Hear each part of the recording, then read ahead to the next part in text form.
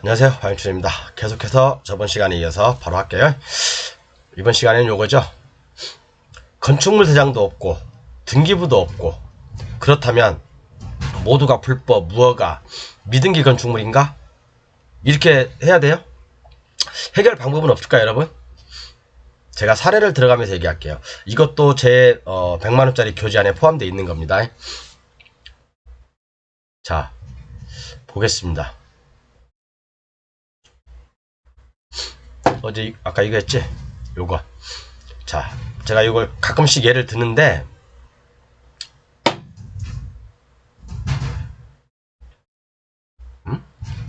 몇 번이었지 그게?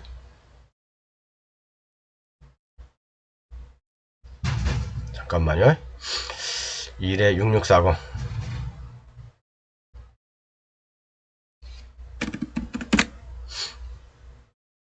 자, 요 물건. 자, 요 물건에 예를 들은 거예요, 여러분. 자, 이게 농지예요. 자, 농지 위에 건물이 있어. 건물이 있어요. 그런데 이 건물은 매각에서 제외야.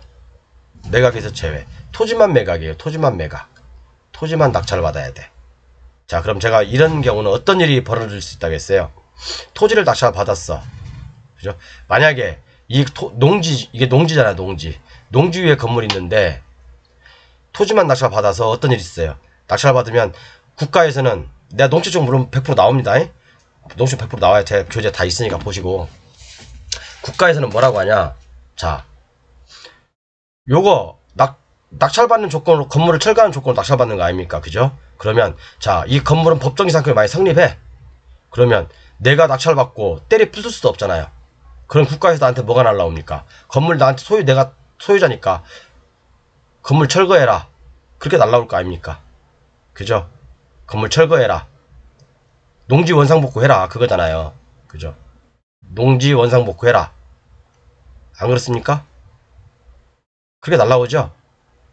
그러면 나는 이거 건물이 법정이상 성립하니까 때려 붙지도 못하고 미치는 거 아닙니까? 그죠? 원상복구 안 하면 어떻게 돼요? 이행강제금 쳐맞고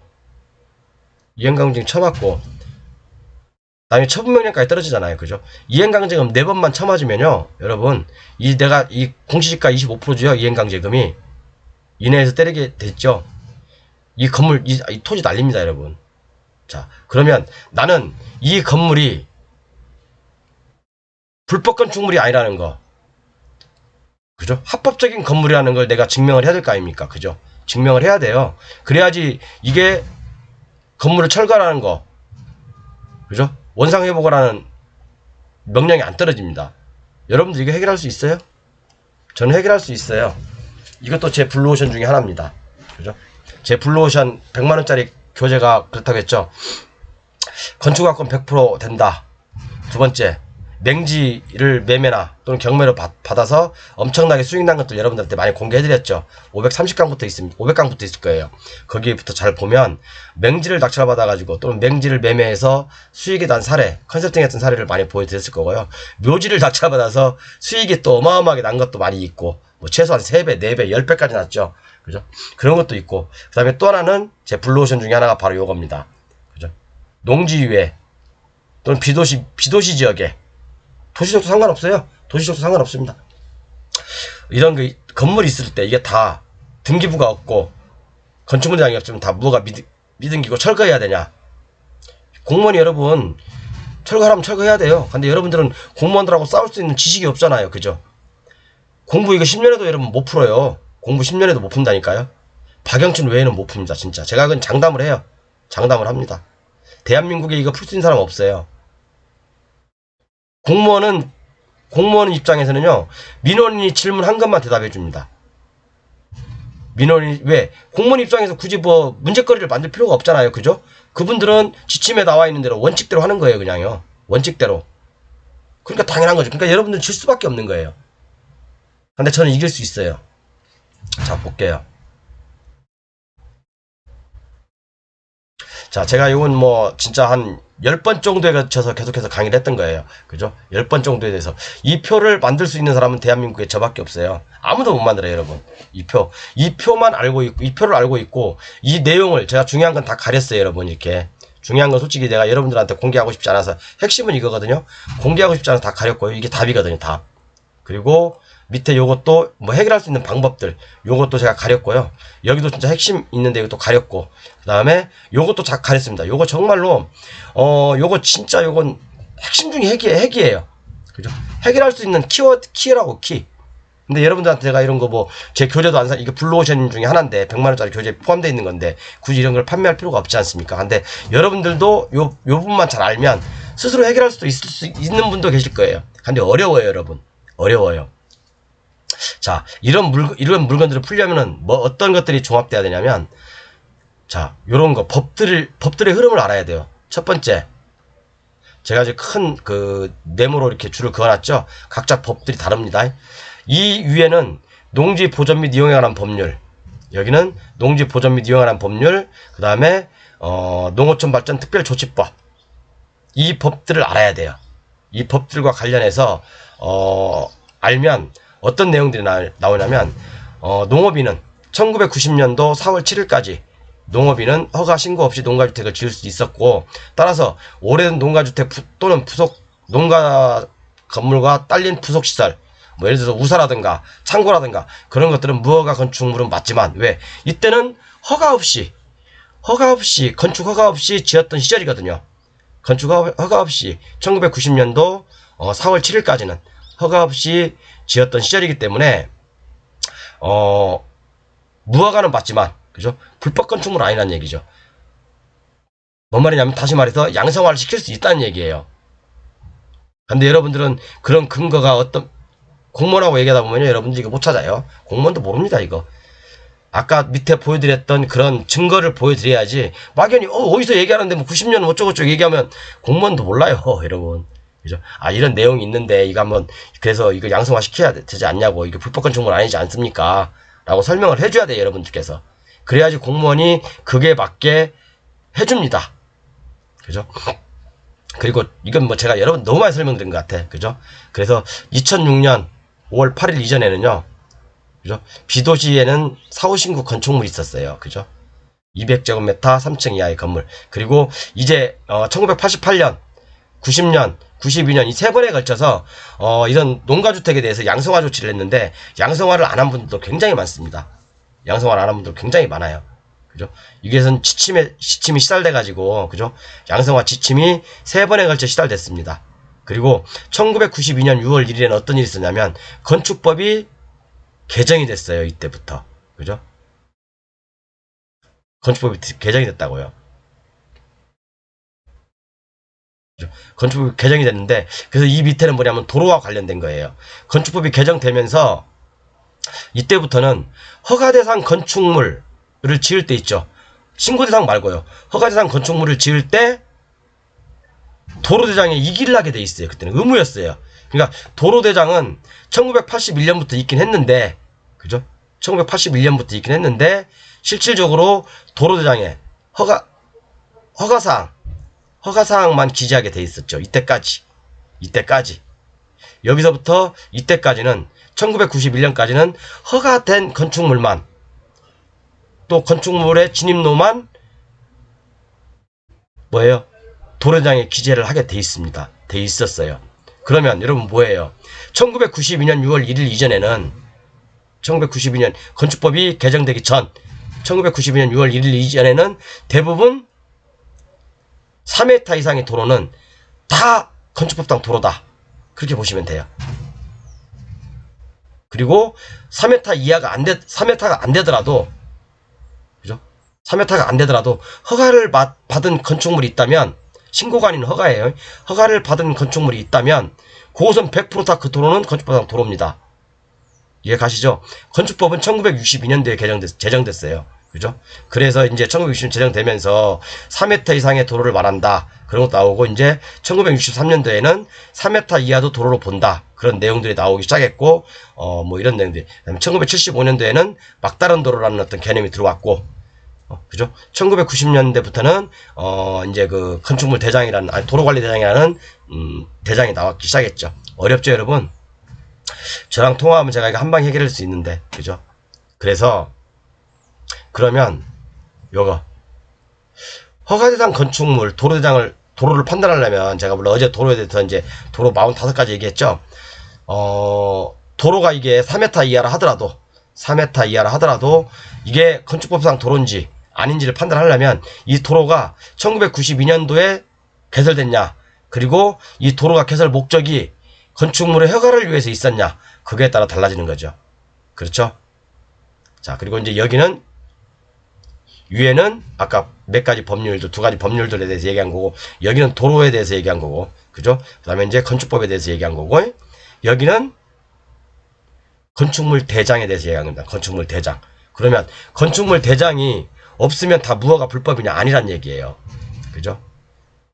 그리고 밑에는 농지법에 대해서 얘기한 거예요. 농지법. 밑에는 제가 농지법에 대해서 얘기를 했어요. 농지법은 실질적으로 1994년 12월 22일 날 제정이 됐어요. 그렇지만 1996년 1월 1일 날 농지법이 시행이 되고, 그죠? 농지법 시행령, 시행규칙이 제정되면서 시행됐어요. 같은 해 1996년 6월 1일 날, 그죠? 농지법.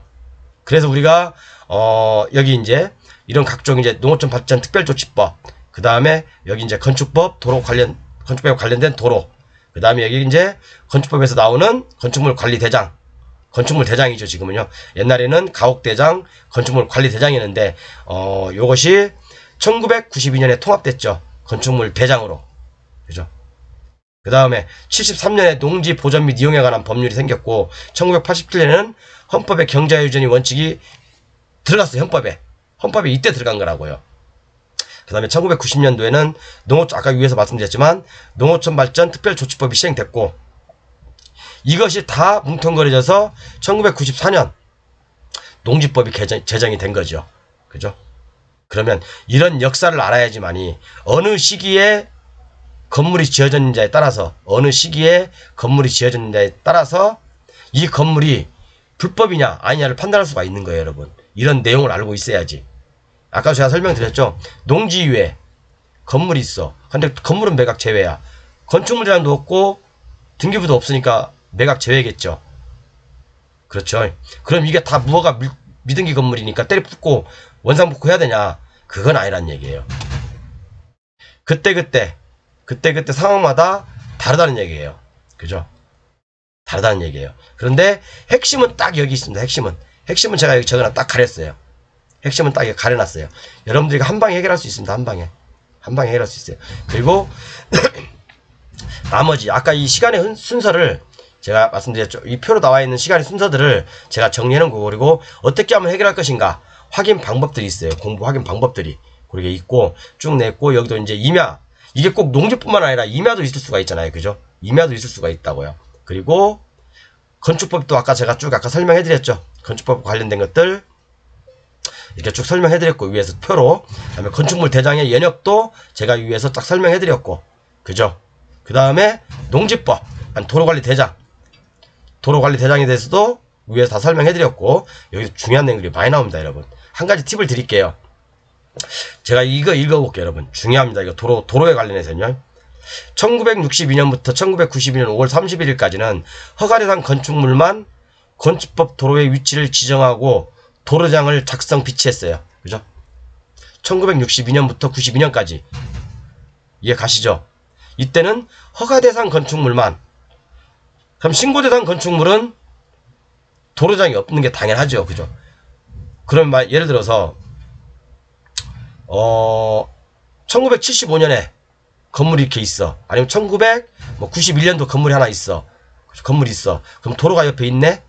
그럼 이 도로가, 이게 건축물이 허가대상 건축물이었다면 이 도로는 당연히 건축상 도로죠. 개인 소유라 하더라도 우리가 사용수당 안 받아도 되겠죠. 그죠? 자, 예를 하나 들어볼게요. 예를 들어 92년 6월 1일 전에 지어진 건축물이 신고대상 규모의 건축물이었다면 그 진입로는 건축법 도로로 지정되지 않았을 가능성이 높죠. 92년 이전 신고대상 건축물이니까. 그죠? 92년 5월 31일 이전까지는 허가대상 건축물과 연결된 도로만 도로장이 기재가 됐죠. 그리고 그게 건축법상 도로로 지정이 된 거죠. 이해 가시죠? 따라서 1992년 6월 1일 이전에 현황도로의 배타적 사용 수익권이 포기됐는지 또는 제한 여부를 판단함에 있어 먼저 신고 대상 건축물인지를 확인해 살펴봐야 되잖아요. 그죠? 신고 대상 건축물인 경우는 여러분 이게 잘못하면 진짜 여러분들 꼼짝없이 당합니다. 이 내용 정확히 아시고 경매하셔야 돼요. 매매도 마찬가지예요, 여러분. 신고 대상 건축물이라면 건축법상 도로가 아닐 수 있죠. 그죠? 이게 뭐 3m든 4m든 그죠? 그런데 웬만한 건축물은 대부분 허가대상 건축이었어요. 그죠? 허가대상 건축물이었다고. 웬만한 건축물은 농지 위에 또는 임야 위에 있는 건축물 말고, 농지나 임야 위에 있는 건축물은 아까 제가 예외적으로 설명을 해드린 거 있죠. 근데 그건 제가 답은 안 드린다고 했어요, 여러분. 제 교재를 안 사는데 답을 드릴 필요가 없죠. 이게 저만이 알고 있는 블루오션인데, 블루오션 중에 한 10대까지 중에 하나인데, 따라서 건축물 진입로는 건축법상 도로 지정이 이루어졌을 것이다 라고 제 판단입니다. 이거요. 왜? 대부분 한국 사람은 되게 착해요. 무단으로 진 사람 없거든요. 그죠? 근데 신고대상 건축물은 1992년 5월 31일까지 이전에 지어졌던 신고대상 건축물일 경우에는, 그죠? 건축법 도로가 아니었을 가능성이 높다 이거죠. 그렇지만 허가대상 건축물에는 100% 건축법상 도로다 라는 걸 아시겠죠? 그죠? 이해 가시죠? 그래서 쭉 내려보겠습니다. 이렇게 지금 사실은 요거